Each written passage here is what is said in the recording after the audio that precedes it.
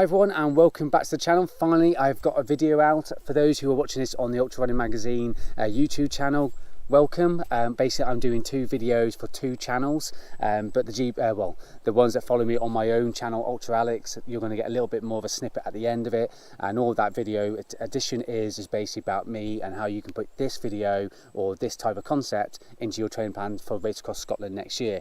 So those of you watching Ultra Running Magazine, that bit won't be interesting to you, but hopefully this video is.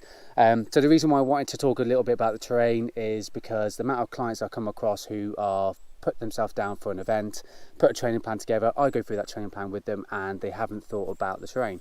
I can't tell you how many people who I've trained who put a plan together and they're doing a really mountainous hilly event and they've been training on the flat because they can't find any hills.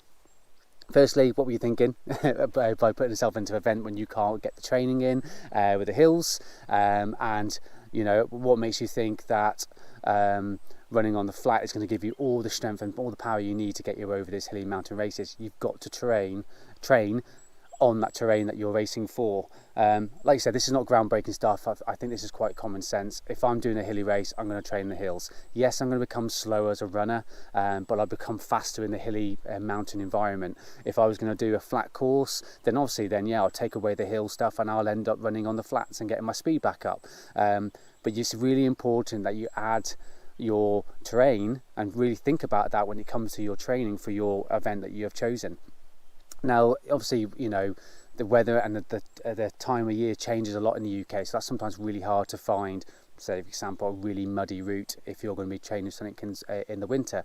And also there's going to be some compromises there, but if you can get as close as you can to that type of terrain that you're racing on, the better you'll be when it comes to the event. Like I said, you know, if it's in the winter and it's all forestry trails, get on the forest. Even though it might be dry in the summer, it's still quite close to what you're going to be doing. There's no point in hammering out the roads and getting some hilly races in it, because that's what you enjoy if your race is not that, if your race isn't flat, for example. So yeah, terrain, really important to add into it. Obviously there's some races out there that will be multiple types of terrain. That's fine, you know, you're just going to have to try and get yourself used to different types of terrain on your training plans.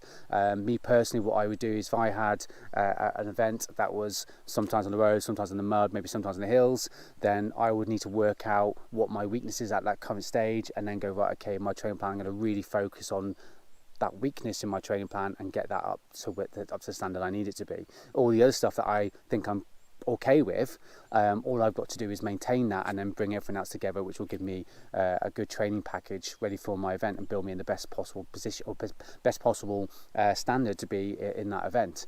So yeah, that is terrain. Like I said, there is no point in training an event that's hilly and mountainous if it's flat, and vice versa.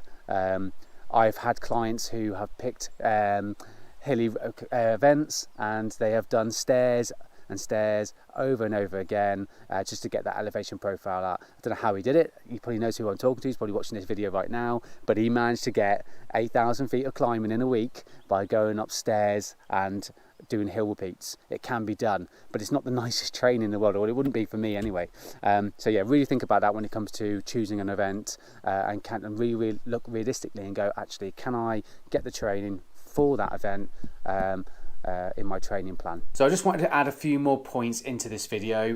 When I watched it back, some of the points I made weren't quite clear what it went to me anyway. I understood what I meant, but you might not have done. So I know near the end of that video I mentioned a little bit about weaknesses on multiple terrain, and that's what I'd add into a training plan. So what I mean by that is, if I felt like I was really strong on the hills and that was one of my strongest points, but when I got to the flat parts of sections I was really struggling to get back on the pace, then I would look at that as my overall training plan and go, right, okay, we'll keep maintaining the hill work in there, but we need to really focus on speed on the flats. So that's what I sort of meant by the weaknesses in my training plan. I always want to mention, like, I know I keep mentioning about muddy routes and so on, or technical ground, or the actual terrain itself. Another thing to think about is it also the benefit of actually training on the terrain for your event is you actually get to try your kit out. You get to try that kit and make sure it's actually working for you in the elements that you might be in. So if that is muddy ground, you get to work out, do waterproof trainers work for you? Waterproof socks, do they rub, do they not rub? There's no point in not wearing those and training on the flats and then going, okay, actually near the event I'm panicking a little bit, it's going to be really wet, really boggy, I haven't really thought about socks. Try it on the race day, get loads of blisters, and haven't added more problems than there needs to be. Also on technical terrain, do the trainers or the shoes that you're wearing give you the muscle support? Does it give you grip on wet stone or slate, whatever you're going to be using? So that really helps when it comes to your practice run on that, especially on that long run, is trying out the kit for the terrain for your race. That's another reason why I think putting the terrain into your plan is so important.